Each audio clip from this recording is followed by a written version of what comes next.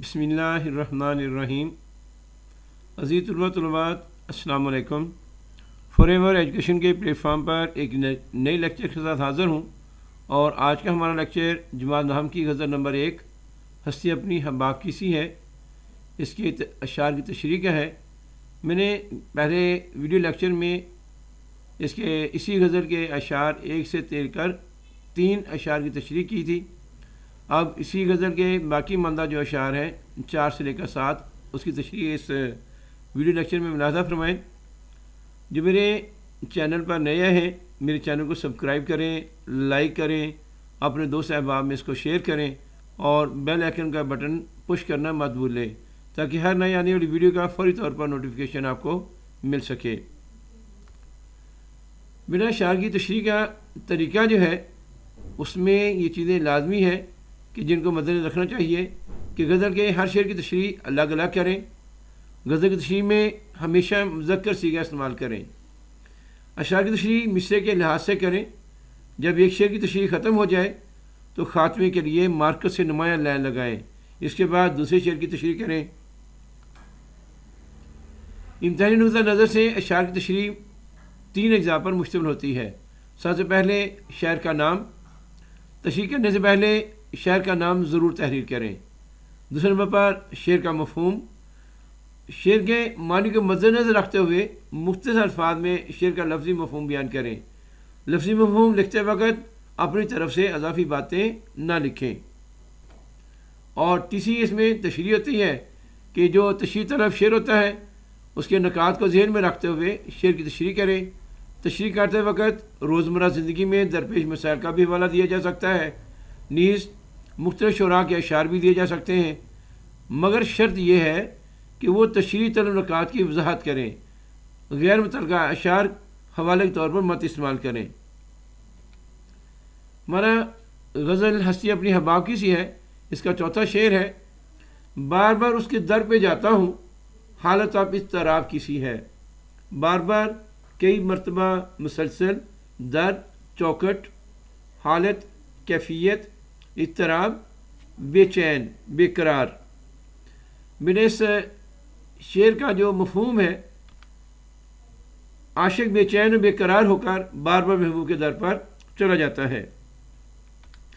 तशरीह मीर तकी मीर की शाराना अज़मत का एतराफ़ न सिर्फ उनके हम असर शोरा ने किया बल्कि मुतासरीन ने भी उन्हें सराहा। मीर तकी मीर अपने दिल का हाल बयान करते हुए कहते हैं कि मैं महबूब के इश्क में गिरफ्तार हूँ। जिस तरह परवाना शमा के बगैर और बुलबुल फूल के बगैर ज़िंदा नहीं रह सकता, इश्क ने मुझे ऐसा दीवाना कर रखा है कि मैं बार बार कूचा महबूब में जा निकलता हूँ। मैं इससे अपने दिल की हालत बयान करना चाहता हूँ मगर कह नहीं पाता। दिल फिर तवाफ़ कूचा जाना को जाए है, पंदार का सनम कदा वीरां किए हुए। मीर तकी मीर कहते हैं कि आशिकी बड़ी अजीब कैफियत है। इसमें आशिक ना चाहते हुए भी जज्बात की शिद्दत से बेकाबू हो जाता है। इसकी बेकरारी और बेचैनी बढ़ जाती है, इसकी सोचें मफलूज हो जाती हैं। वो इत्तराबी हालत में कदम उठाता चला जाता है और राहकार दर महबूब के सामने इसके कदम रुक जाते हैं। वो महबूब के हाथों मजबूर होकर दर यार तक जा पहुँचता है।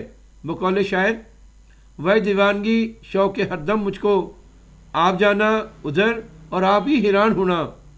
इसी को एक और शायर अपने शेर में वादा करता है, ये न थी हमारी किस्मत में कि वसाले यार होता, अगर और जीते रहते यही इंतज़ार होता। बेटा शेर नंबर 5 है। मैं जो बोला कहा कि ये आवाज़ उसी खाना ख़राब की सी है।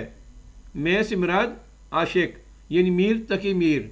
बोला बात करना या आवाज़ देना, खाना ख़राब तबाह हाल, बर्बाद हालत। इस शेर का मफ़हूम, महबूब ने आशिक की आवाज़ सुनी तो कहा यह आवाज़ उसी तबाह हाल आशिक की है।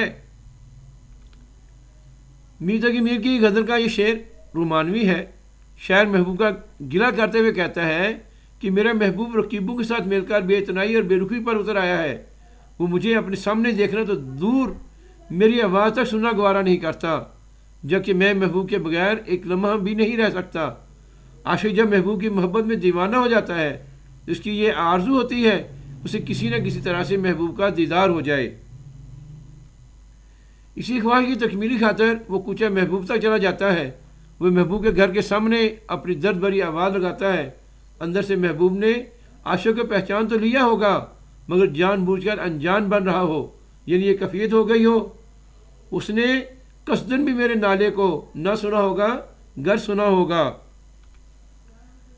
دوسرے مصرے میں شاعر کہتا ہے کہ میری درد اور کشک سے بھری آواز میرے محبوب کانوں میں پڑتی ہے تو وہ اٹھ بیٹھتا ہے، اسے تباہ حال کہہ کر پکارتا ہے، یعنی اس کی محبت کی توہین کر ڈالتا ہے، جس پر شاعر کو شدید صدمہ ہوتا ہے کہ وہ محبوب خاطر اپنا تن من اور دن قربان کرنے کے لیے تیار ہے، اور اس کس محبوب اسے بے حال اور شکستہ حال بکاری کہتا ہے۔ گویا شاعر کو اپنے محبوب کے انداز فکر پر گہرا افسوس ہوتا ہے۔ بقول شاعر، کیوں سنے ارد مطرب مومن، صنم آخر خدا نہیں ہوتا۔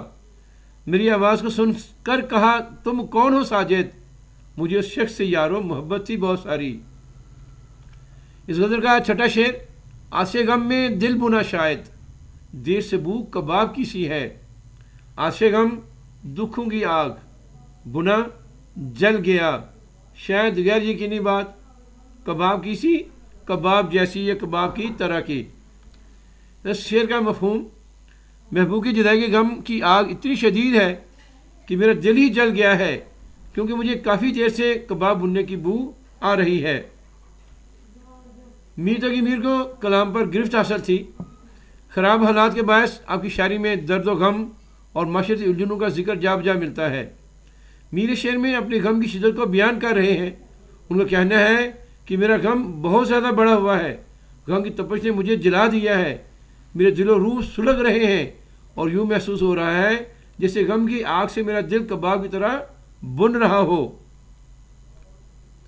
شاعر غموں اور پریشانیوں سے اس قدر سرشار ہو جاتا ہے، انہی غموں کے اندر راحتیں محسوس ہونے لگتی ہیں اور دل کا جلنا بھی اسے بھلا لگتا ہے۔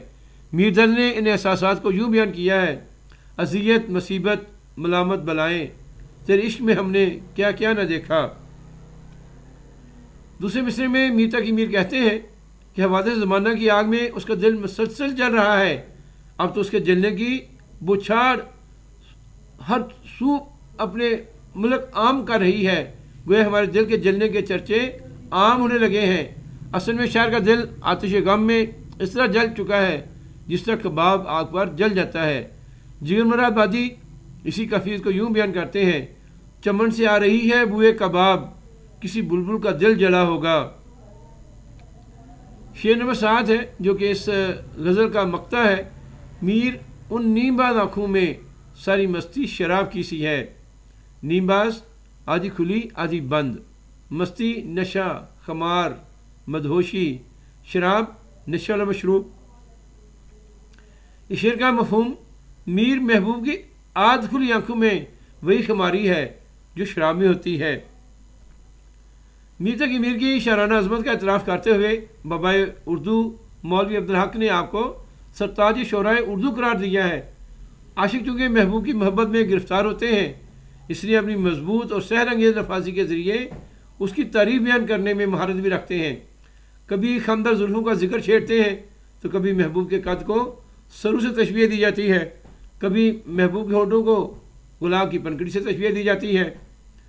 غزل کی اس مقطع میں شاعر اپنے محبوب کی آنکھوں کی سحر بیانی کا ذکر چھیڑتے ہوئے کہتے ہیں کہ میں اپنے محبوب کی محبت میں ایسے ہی گرفتار نہیں ہوا، بلکہ وہ بہت سی صفات کا مالک ہے۔